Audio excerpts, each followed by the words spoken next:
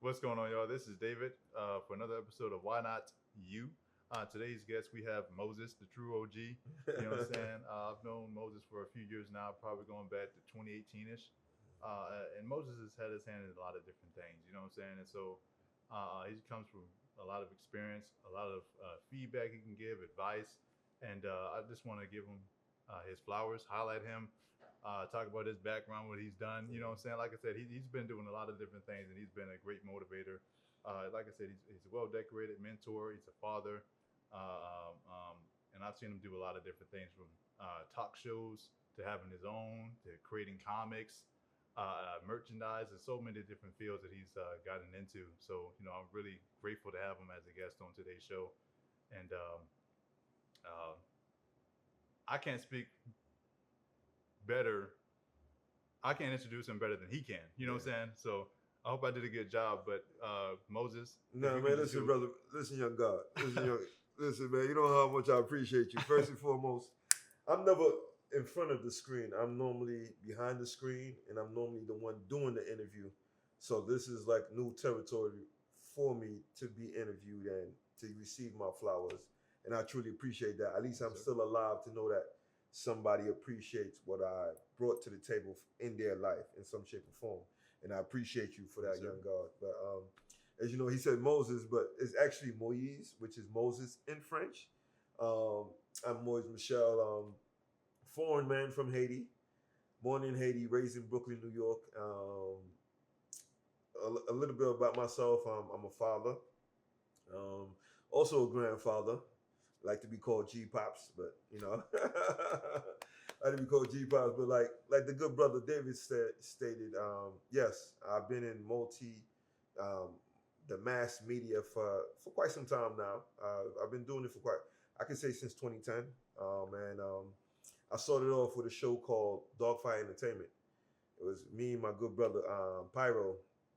We started this show, and we started off on YouTube. And I remember when YouTube was 5 minutes, then it went to 7.5 minutes, then it went to 10 minutes, and we did a lot. We did 4 episodes. We was 4 seasons deep with that show, Dogfight Entertainment. And no, it was actually called Dogfight Weekly. Our company was Dogfight Entertainment, and we used to have a phrase, part of my language, where we used to look at each other, raise our head, and say, "Next, fuck out of here with that bullshit." But we spoke on a lot of media topics, sports. There was not a thing we didn't really speak on. We did not speak on. So in those days, it was we were young, we were brash. I was literally in my 30s, young, brash, thinking I was gonna go somewhere with it, but things didn't work out. Clayton had to move back to New York, and I had to figure out my life in Georgia. So for the longest, I was kind of depressed. Not depressed per se, but I was trying to figure out how I'm gonna shake and bake and make it to the film industry. And I kept on shaking and baking. At the time, I was already a published author, so I just delved into continue writing books. So like I'm 4 times published. So I didn't know that. yeah, I'm 4 times published. My first book is titled "A Diamond in the Rough: Trials and Tribulations of a Southern Belle." I wrote that book while I was incarcerated, unfortunately. That was the book that put me into my author lane. Also wrote another book which was Kwame and His Great Adventures. Kwame is actually a cartoon I intend to come out with, but with this book, Kwame has a time watch that takes him back in the time, Yeah. and every time he go back in the time, he meets a historical melanin icon, black icon. So I started off with Jackie Robinson because I'm from Brooklyn and I grew up in Jackie Robinson's projects where he Oh. actually played baseball once upon a time. So I wanted to, it was an ode to the great Jackie Robinson. My third book is titled A Thin Line Between Friendships and Relationships, Volume 1. And I wrote that with a good friend of mine's. And basically, I wrote from the men's perspective, she wrote from the woman's perspective. Mm. And I asked 10 questions and was basically trying to hear the perspective of both a man and a woman because men and women don't think alike. So that was something I can still envision it being a movie down the road, but I don't know because you know how times change, the ever change. But it's something that I still have in my wheelhouse to think about for future purposes. And then my fourth book is literally titled of my inspirational quote I created, which is, I aspire to inspire others through the power of my words, Mm. because I know words are spells. And I remember growing up in Brooklyn how people used to make fun of me, call me Haitian booty scratcher, Haitian body odor, which stood for HBO. And I had a teacher, my first grade teacher. She used to always tell me, because I used to always complain to her. I'm like, yo, why these kids make fun of me? I know I can't speak English properly, but why they keep making fun of me? And she said, sticks and stones could break your bones, but words can never hurt you. And I was like, in my head, that's BS. I was like, yo, that make no sense. How come they words hurt me? Because it's not like they're hitting me. They're not. It's their words that's hurting me. And I didn't understand the power of words till because my parents used to force me to read encyclopedia, the thesaurus. So I kind of built my vernacular, and I built my English vernacular so I could get back at these people who made fun of me. Good SAT word. Yeah, but what I didn't realize was I had used my words to harm people instead of building people up. So as I've gotten older, going through life experiences and seeing what life was. So like after I did my second, I had did a second stint in prison. When I got out, I became a new man because I started to find knowledge of self. I started to realize the power that I have. So I remember I went by this moniker, man with many dreams. But then I realized I'm more than a man. You know, I'm not just a man. I'm not an ordinary man. So I put king with many dreams. Mm. But then I realized my dreams, a person's dreams, they can squander away. They can, they can evaporate. Yeah. So I was like, you know what? Why not king with many visions? Because with your visions, they, your dreams can become visions, and your visions, they're more realistic that they're palpable, where you could touch. But then I realized I was more than a king, and when I started to find the God within me, I started to call myself God with many visions. And a lot of people, primarily my family, said I was being blasphemous. But I had broke it down to them. I'm like, okay, if you say I'm blasphemous, why would God say he created me in his image? So am I not God? But no, I'm not your God. I am my God, meaning that the relationship me and God have means that if I'm God's child, that means I'm a God, through him. And knowing that, that's why I tell people, whenever you look in the when you look in the mirror, you should see God. Because if you don't see God, you haven't found yourself. Mm. You haven't found yourself. So I don't try to, I'm more spiritual than anything. So I don't try to put my beliefs or my understanding of life on people. But I do share it, but it's not for you to take it and apply it. Yes, you can apply it, but you would have to make sure you have knowledge of self to apply what I shared with you. So, you know, You said knowledge of self, and my first thought was a song. I never know if you heard of it, from Black Star. yes, Oh yes. yeah, it's a good song. Yes, I yes, have. not yes. Trust me. Black Star was a hip hop group I listened to in the '90s. That they were and they're from Brooklyn too. So Black Star, shout out to Black Star, to the Brooklyn veterans out, the Brooklyn veterans out there. So yeah, knowledge of self. I feel like once you get knowledge of self, you understand. You start understanding what is, and you start seeing things for what they are, Mhm. and you start seeing how you can be in a matrix, because I really feel like this whole world's a matrix. But don't get me started on that. Do not get me started on that. But that's that's basically where, and where I'm at now in life. I didn't get to achieve a lot of the things I set out to do, meaning that I created a lot, but I didn't take it as far as I wanted to, because life be lifing. And I'm also a father. So like I had to come to the conclusion my dreams had to take a back seat Mhm. so I can make sure my children have a better future than I have a better than my current present. So Yeah. That.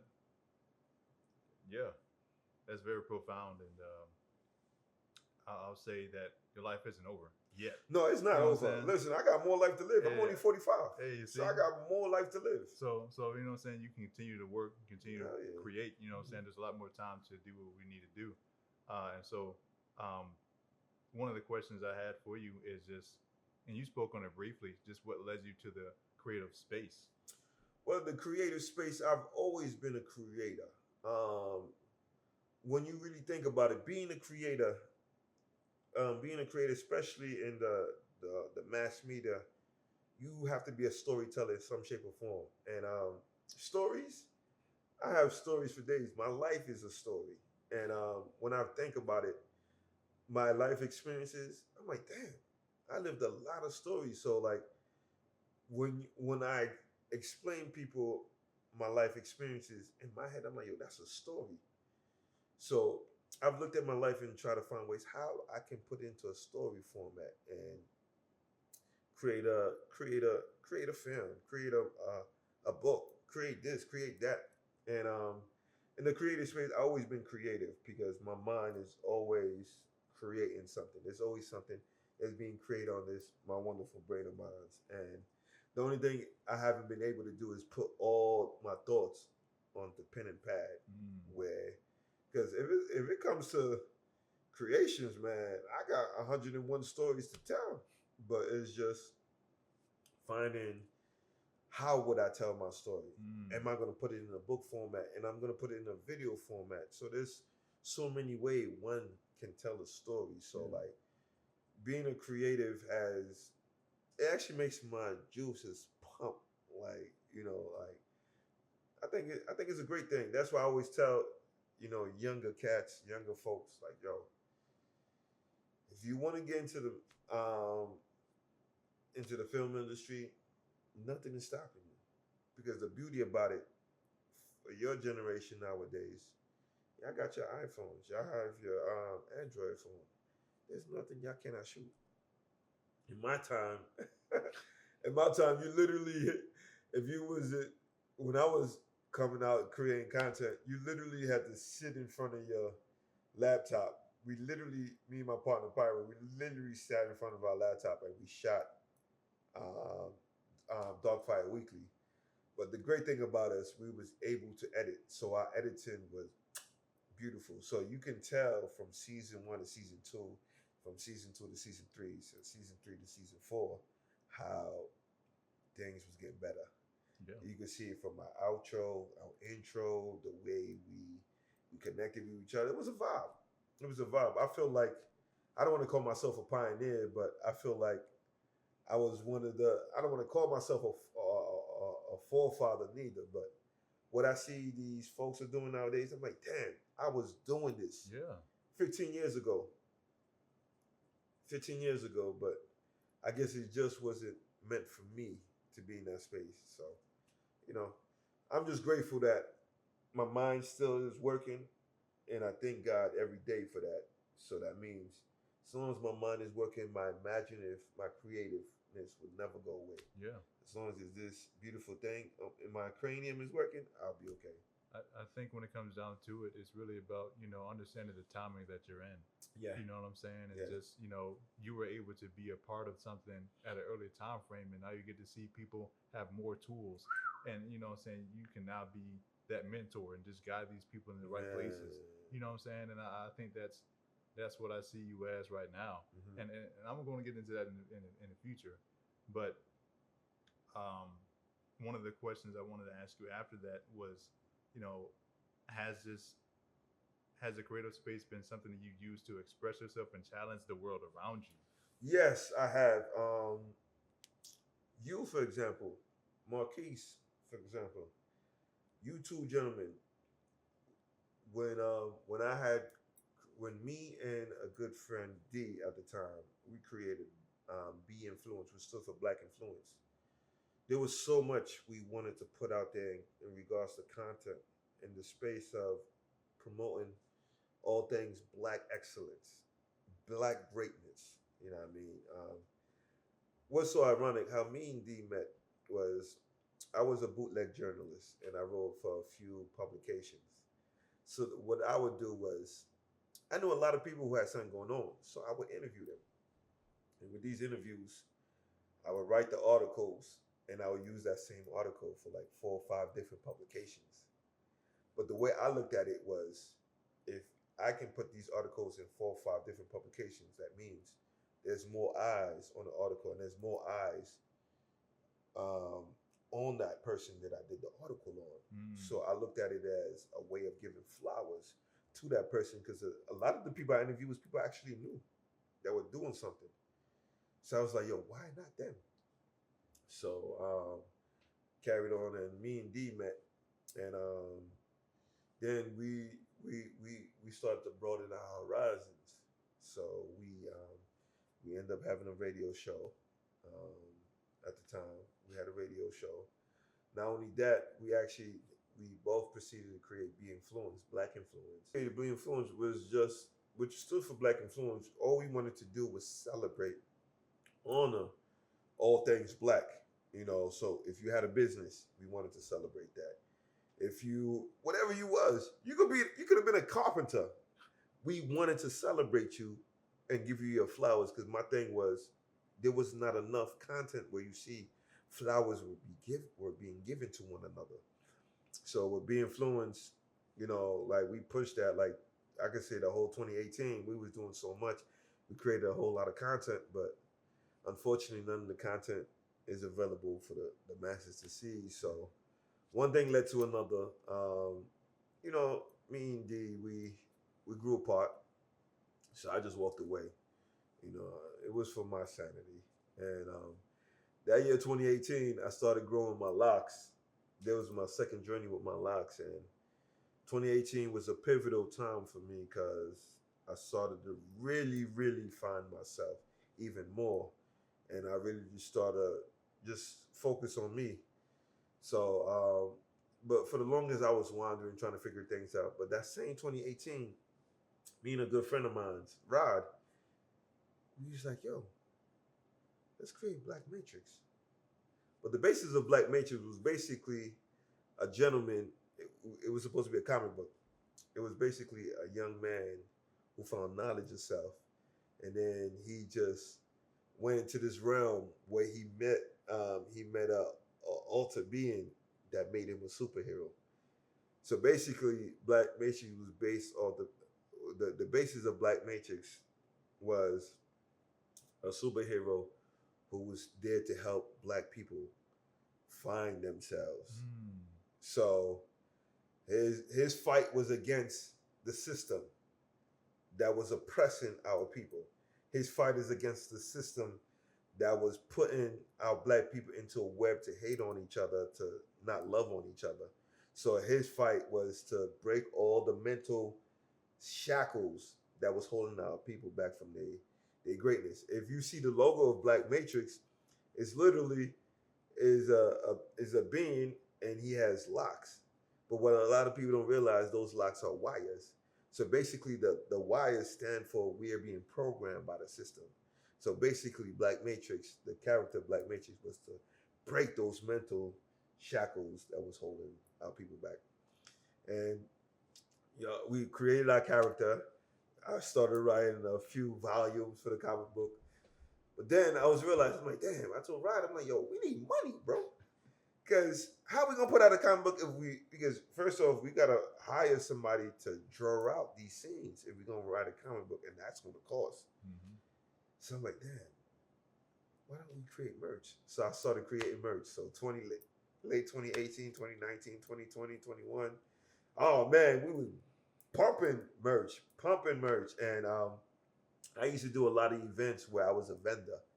So as a vendor, I would sell my books, and I would also sell Black Matrix merchandise. And man, I tell you, things was bubbling. But then I would say 21, 22. Was it 21, 22? More so like 22, 23. Fatherhood. Like I had to take a step back and just solely focus on another dream of mine, which was carpentry. and building dilapidated homes. And I learned on the job, on the carpentry job. I learned on the job. But I tell you this, anything in the home, I could do it. If it's electrical, I can't. If it's plumbing, I can't. HVAC, I can't. But when it comes to putting a home together, I could do floors, I could do trim, you name it. I could put it. There's a lot of things that but that's another topic for another day. But you know, I kind of put a lot of my other, my mass media creations to the back burner because at the end of the day, you need finance to really put your creations out there. So it's like right now, I feel like I'm in a wilderness and I'm trying to figure out what's my next steps. And I don't know what's my next step. That's why I try to make sure I give you advice, Marquise advice, give you out as much advice as possible. Like share whenever y'all reach out to me, I'm always open ears and whatever advice I'm I'm always glad to give y'all that because I can't be no gatekeeper. You know what I mean? Like I tell you, I've told y'all on numerous occasions, I got broad shoulders. Stand on my shoulders so y'all could get to your greatness. At least I know y'all put the ladder down and I could climb up and come join y'all on that mountaintop. So, I never shy away from trying to, you know. Yeah. So, like that's why mentoring is important to me because I know what I've experienced, I know what I've been through, and I don't want to see young brothers and sisters experience the turmoil that I had to endure. So anything, any words of wisdom, knowledge I can impart with you guys, I will. Any chance I get, I will. So that leads me to my next question. You said right there that you felt like you were out in the wilderness, kind of just traversing this landscape. We're not too sure, but what's next, right? And so I wanted to ask you, how has this experience helped you evolve throughout this process? Well, the experience, the way it's helped me evolve because it's taught me patience and it's taught me that my time is not now. And I'm okay with that. You know, I'm 40, I'm 45, so knowing that I'm 45, it lets me know that because when you think about it, when you look at a lot of people that made it, they didn't make it to their 50s or 60s. Mm-hmm. So I just got to put in my mind like, okay, probably not this year. Like every year I say it's my year, but then I had to. So do the Cowboys. So yeah, listen. Why you had to take a shot at the Cowboy fans, man? Listen, they gonna hate you. They don't like you, but you're a Dirty Bird fan, so it don't matter. I ain't from Atlanta. Oh, so who's your team? I like Washington. Y'all can hate me. Y'all can hate me. Oh, he's a commander. I get it. Y'all can hate me. That's fine. Listen, Cowboys fans, Commanders are a better team than y'all. I'm just saying. At the current rate, they got a better quarterback. It's safe to say, yeah, Jalen Daniels is better than Dak, but I digress. I didn't say anything. I digress. I'm speaking on his behalf, so I digress. I appreciate it. Yeah, I speak on his behalf, but yeah, this traverse I'm going through has taught me to be patient. Patience is key, and I didn't quite understand patience because growing up in New York, the hustle and bustle, everything is like in a New York minute. Everything is microwave, and then also being in the streets, I was getting money fast. So getting money fast when I realized I couldn't be in the streets no longer and I had to be legal, getting a paycheck, working for the next person, I hate it. I hate it with a passion. But then I realized, can I afford to take a penitentiary chance? No. My children need me. My grandchildren need me. So knowing that I have to, if it's a 9 to 5, 9 to 5 it is. And I've had to learn patience and what happened is it's also killed my ego. So I had to trap my ego. I've had to take a look back, look in the mirror and like, you know what? You just say, yo, Mo, your time is not now, but it's coming. Mm-hmm. But in the meantime, keep working, keep writing, because when that time comes, I promise you, when my time comes, man, It's gonna be a whole lot of stuff that comes out, and you're gonna wonder, like, yo, why you coming with back to back to back to back? No, it's not that I had back to back. It's things I already had. That's right. In the look at Tyler Perry. The reason why Tyler Perry is able to put so much out, because those were things he wrote from decades ago. When he was sleeping in his car, he had all that. He had all those creations. So, like, Tyler Perry's a great inspiration to me. You know, there was a time where I used to hate on Tyler Perry because not hate per se, but I used to say, like, why Tyler Perry produces so much so quickly? But then there was an interview he did, and what he said in the interview was like, a lot of these studios, the budget he gets from them is like 1/10 of what others get. From that moment on, that was all I needed to hear. So I'm like, okay, I see why he's one take shorty. Because he's the one take shorty, because you watch a lot of his content and you say, oh, the acting is bad, the wardrobe is terrible. But no. He's working with what he has. That's right. And he realized content is king. So the more content you produce, and he already has a core audience. So he's not worried about everybody else. He's worried about his core audience. Mm-hmm. As long as his core audience love what he put out, yo, Tyler, you the man. You the man, Tyler Perry. I used to always say, oh, he don't add writers to his writing room. Nah, he don't need that. He's a one-man machine. That's right. One man. That man is great. I'm sorry, Tyler. If I ever had any ill thoughts or spoke out loud in the universe ill of you, I apologize, because you're the man. When I saw his documentary, I forgot the name of his documentary, and I watched that documentary and I realized the man he is, the God that he is. You know what I mean? My hat goes off to that brother. You know what I mean? If Tyler Perry could be like Naruto, and you know what I mean, and what Naruto used Shadow to do, Clone Jutsu. Shadow Clone Jutsu. If Tyler Perry could hit them with the Shadow Clone Jutsu, I promise you, man. Yo, man, yeah. Tyler Perry's Maxine's Baby. Great documentary. Maxine's Baby was well shot, and I felt for him because his writing comes from his pain, his experiences. So, like, yeah, we used to hate on Madea, but there's a reason why he wrote Madea. That's keeping the memory of his family alive. That's keeping the memory of his childhood alive. So, man, yo, Tyler's the man. And, you know, shout out to our guy, Marquise. He works in the Tyler Perry studios. Tyler Perry, I've been applying, and I'm trying to get in, man. Can a brother get some love? But, you know, we need to hear or deal with that. But, you know, being in this trap verse, you know, feel like I'm wandering. I'm really not wandering. I'm really being still.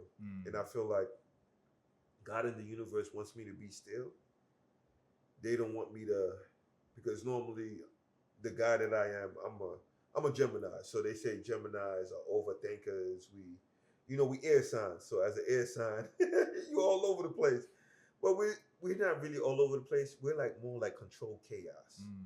So I'm like my mind's like controlled chaos. Because I can control my mind, but it's just not, I can do a better job of controlling my thoughts, controlling, you know, my mental, my spiritual, my emotional. So it's like, I still got a lot of work to do, but knowing what I know now, I'm just waiting for the future. You know what I mean? I can more now be in the present, because there was too many times I was too much in the past or I was too much in the future. So I never really got to enjoy being in the present. So now I'm focused on being in the present. So being in the present it has done wonders for me. That's why a lot of people are like, oh, you don't look your age. Am I supposed to? You know? What they say, black don't crack? I was just ready to say that. My black ain't gonna crack, so keep waiting. That's right. Keep waiting. I was going to say Mercury drank his Gatorade or whatever. That's a good one. That's a good one. That joke was funny. I'm sorry. That's a good one. I had to put that out there. That was funny. That's a good one. But throughout your experience, like you said, you've been doing this since 2010. You know what I'm saying? Yeah, About 15 years, and yeah, so 15 years. like, has your reason for wanting to be in so many different avenues, has your reasons changed? Like when you first got started, because you said, you really kind of came into this creative space when you were younger. Yeah, You know what I'm saying? Very younger. yeah, And so that might have been like, I remember for me when I was young, I used to write a lot, right? Mhm. And so I did that because I didn't have any people that I feel like I can come to, I can speak to things about, right? And so that's what I wrote down. I wrote down how I felt. I created characters. I did so many different things to express myself. yeah, And so you've been doing this a lot longer than I have, and you've touched a lot of different things. You know what I'm saying? You mentioned writing the book. You know yeah. what I'm saying? And talk show, Mhm. radio, so many different things. There's a lot, It's and a and lot. and so your reasons, have they changed? Yeah, my reasons definitely have changed because 2010 when we did this, when I started off, 2010 was basically to just get in the industry and find my way. No rhyme or reason, just wanted to get in the industry, be famous. Mhm. But then as time went on, and especially when we be influenced, black influence was created, now it was about telling the black story. So now I'm still on telling the black story because there's not enough of our story. If you look back, late 80s, early 90s, there were so many TV shows that was us. What happened to those TV shows? What happened to those movies? What happened to the Love Jones? What happened to the Jason lyrics? You know what I mean? These are classics. But what happened is that Hollywood Hollywood considered those a niche. But what Hollywood didn't realize, these are classic in the black household. The black household, the classics to us is Love and Basketball, Yeah. Love Jones, Jason lyrics, all the Fridays, all three of them. What's the one by John Singleton? His first movie. I can't remember the I name. can't remember the one where Ricky said Ricky. You know what I mean? You know what I'm talking about. And our shows, the Martins, the Fresh Prince I of was Bel just going to say Air's, that. Yeah. Living Single. Yep. That was a classic. You know, Moesha, the Moesha's, Parkers. the Parkers, and the list goes on and on. You know what I mean? My Wife and Kids, the Yep. Bernie Mac Show. Yep. You know, everybody hates Chris. Like What happened to that? that's my thought precisely. What happened? Boys in the Hood. Like we had these classics, and we had these classics, and these classics are gone. They're not gone actually, because we could still watch them to this day. It's just that it's It's not at the same level as it used yeah, to it's be. not, and it's not the fault of the creators. It's you in Hollywood. How do we maneuver around Hollywood? Thank God for Tubi. Tubi. Yeah. Listen, I don't care what anybody tell me.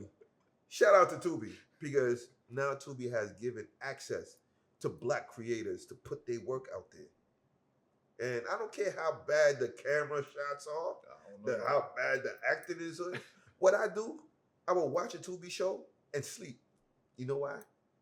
Because what people don't realize, every time you watch, that counts as a view. A lot of people don't realize that. That is added as a view. And these views matter. Tyler Perry shows, a lot of his shows I don't care for. But I watch. I record it. Because once I put it on my screen, I go clean. I go do something else. But it's added as a view. And people don't understand. We have to support each other. Because if we're not supporting the content that's there, it's not going to work. Like there's this one show I love. It's called Unreasonable Doubt. It's about a black lawyer and how she moves around the terrain and in a predominantly white law firm. Mhm. But the show is immaculate. It's immaculate because it's actually a true story of an actual female lawyer. And I love it. And the reason why I watch these shows, because I want to support us. Like the Power series. I'm going to watch that. BMF. I'm gonna watch that. You know, even the documentary on Magic City. Oh my I'm gosh. gonna watch that. I'm going to watch that because it's about us. It's about our life experience. Even P Valley, down in the valley where Hey. the girls get naked. Great show. That show was insane. Insane. Insane storyline. Well, you think I'm not gonna watch it? Yes, I'm going to watch it because it's us. Yeah. The great work that we put out there, it's just kind of hard because sometimes it could be depressing as a creator, as a content creator, creating movies, creating films, creating shows. And then you got to go through Hollywood. Yes, there's the independent route, but then with the independent route, like, does your work really get seen? And then, you know, our people are programmed to know the difference between an A movie, a B movie, a C movie. You know, so sometimes when you put a, depending on your picture quality, your camera quality, right? Some people in our culture, they were watching, man, I don't want to watch that. Like, I watched this one film. It had this, what's the lovely lady's name? And there was a scene where she shot her ex-boyfriend and the baby, but the whole scene was great. Claudia Jordan, the whole scene was crazy. It became a meme, and you know, so it's like, you know, damn if you do, damn if you don't. But what I respect out of that film is the fact that they created it. Yeah. They went about the business of creating it. So I tell people like, yo, create. Don't let the naysayers stop you from creating. Because yes, what you create today may not be the best, but what you create tomorrow may be the greatest. So keep on creating, man. Don't let nobody, man, because ain't nobody with you shooting in the gym when you doing your thing. That's right. So how can they judge you when they can't do half the shit that you did, that you put out? So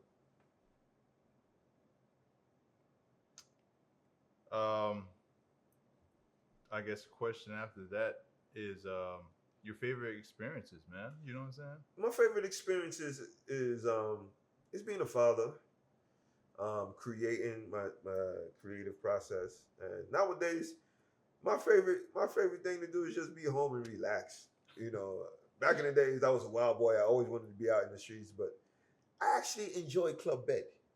You know, I actually enjoy Club Bed. I didn't catch that at first. I was like, what? Yeah, I actually enjoy being home and just relaxing, and because you will see as you get older and life starts to slow down for you, you cherish the simplest things in life. The most simplest things like clubs. I don't care for clubs no more. I've never been a big fan of strip clubs, and we in the land of strip clubs, and I haven't not really. Why would I want to fund your tuition? You know, why would I want to fund you getting a new car? I mean, Like, OnlyFans exists now. listen, I'm just saying.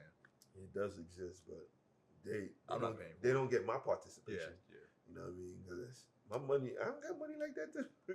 I got kids. Hey, I got grandbabies. Yeah. I got listen, man. Like to each his own. If you participate, by all means, I can't afford it.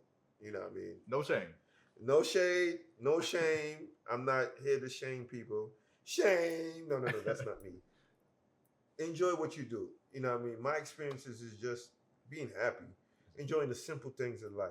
You know what I mean? Like, shoot, I'm waiting on you and Marquise to get somewhere where you know what I mean? Y'all can bring the OG along for the ride. You know, OG, I'm ready. I'm ready. I'm ready. Not for my close up, but I'm ready to be in the shit. I hold the boom mic if I got to. You know what I mean? I hold the camera. Listen, whatever y'all need me to do, I got y'all because y'all helped me at a critical moment in my life when I was trying to do things. And you know what I mean? If I can return that favor, I am all for it. Yeah. I'm all for it. So, you know what I mean? I'm always rooting for you guys because I know greatness awaits. Y'all already great. But like I tell everybody, you are born great. How much greater do you want to be? That's the question. You're born great because there's something inside you that carries greatness. But how much more greatness you want to achieve? How do you want to harness this greatness that's within you? So that's, you know. thanks for coming to our TED talk. So, no, Yeah, but right. no, for real, you know what I'm saying. Like I said, Moses has a lot of wealth of knowledge and Mhm. experience, and so just hearing him speak, I know I'm gonna look back through these clips and just be like, dang, this is really inspirational. You Yeah. know what I'm saying? And so before I wrap this up, I wanted to ask you if you had any words of advice, encouragement to give out to those looking to get into the industry. What would your best things be? Here's my word of advice. My word of advice is come in humble to the industry. However if you got to start off as the man holding the boomstick, by all means. If you got to be the guy who flashes the camera on the talent, by all means. Shoot, if you even got to be the person who got to play background on the screen, by all means. But be patient as well, because if you go into the industry, trust me, you're not going to be an overnight sensation. You have to have a specific talent to be an overnight sensation, but it's not that we're not born with those talents. It's just sometimes you're not in the right space, you're not in the right place to be seen, to be noticed. So I tell people, if you're gonna go into this shit, be patient. Your time's gonna come. Don't mean don't work hard.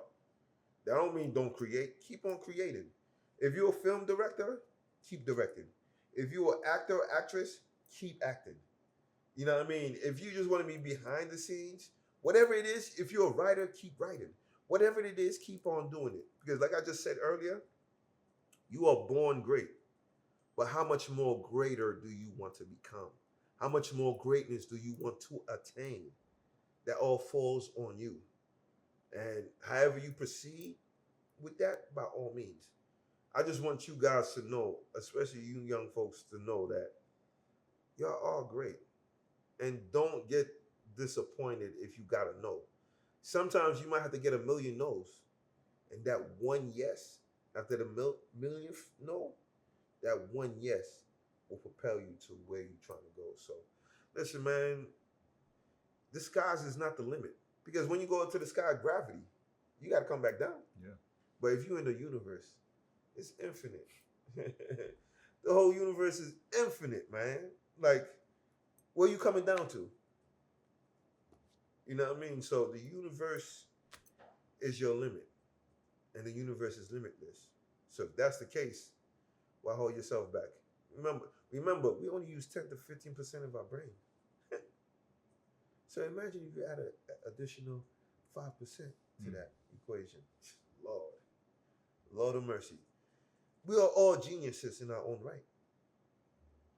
But what are we geniuses in? That's what you need to find out. You know what I mean? You need and the industry might not be for you. But there's another industry out there. That's right. You know what I mean? And if the industry don't accept you, create your own shit, man. You know what I mean? You don't need to get on, you know what I mean? Thank God, YouTube, you can put your content. Tubi, even Prime, you can put your content. Because I've seen a lot of folks who shot what they shot, and they was able to put it in these small pockets. Like, listen, man, don't ever minimize yourself for the next person's benefit. Never do that. Never minimize yourself for the next person's benefit.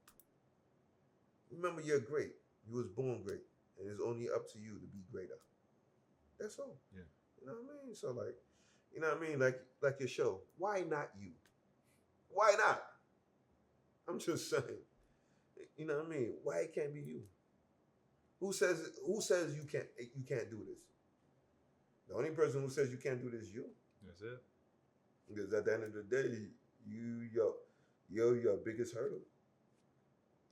I'm just saying. So, you know what I mean? You don't know how much I appreciate you for, you know what I mean, having me on your show, throwing some flowers my way, man. I'm a accept my flowers while I can, because, you know, this feels great, man. This feels great to be interviewed, you know, to you know, just to highlight my experiences and the things I've been able to create. And I'm truly appreciative, young God. I'm truly appreciative of you, Marquise. You know what I mean? Appreciative of you, brothers, guys. You know what I mean? There was a time where y'all was helping me big time, and I couldn't pay y'all.